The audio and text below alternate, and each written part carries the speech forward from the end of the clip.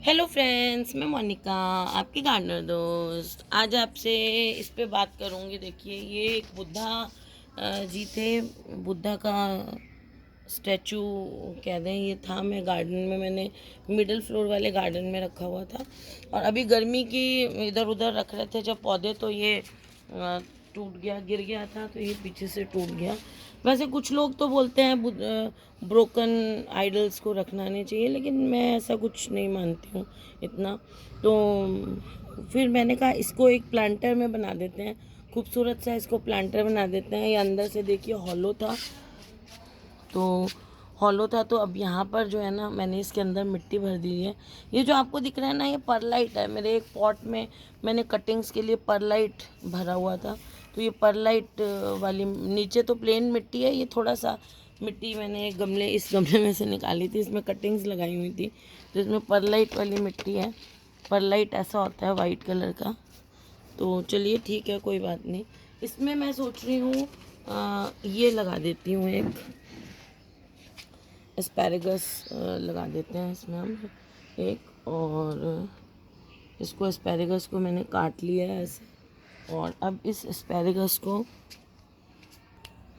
इसमें ये ऐसे मैं एडजस्ट करके लगा देती हूँ।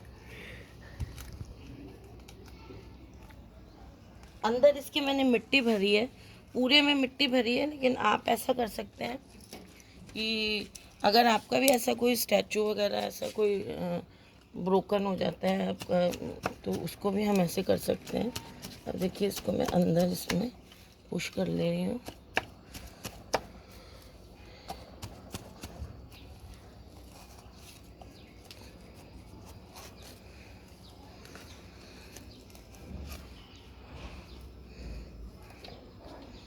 और अब देखिए, ये अच्छी तरह से, ये देखिए अच्छी तरह से अंदर से ये पैक हो गया है। और थोड़ी सी वैसे मिट्टी की अब इसमें ज़रूरत है नहीं, और इसमें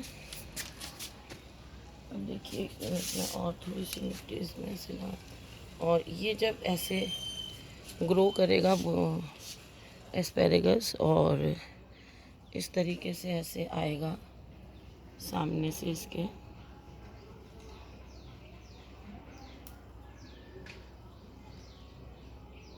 तो ये एक मिनट, इसको मैं आपको पौधे को,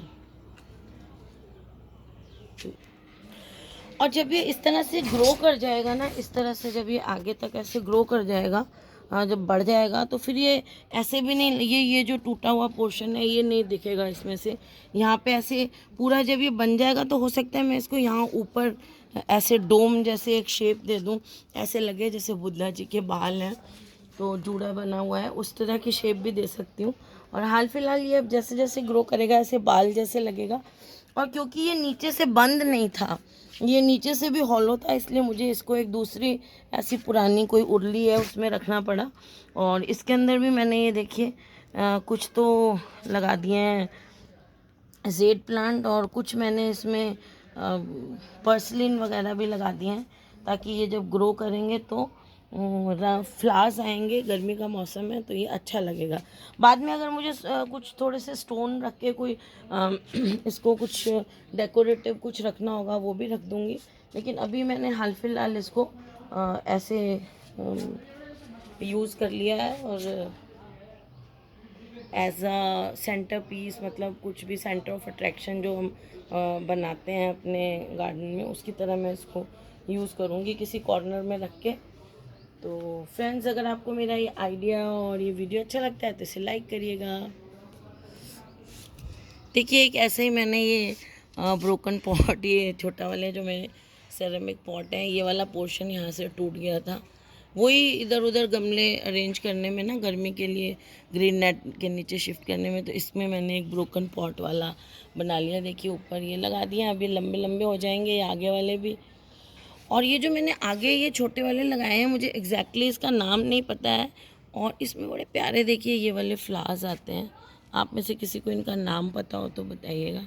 वैसे मैं इस पर केयर वीडियो डालूँगी, पर मुझे नाम पता चल जाए तो विद नेम केयर डाल सकती हूँ मैं।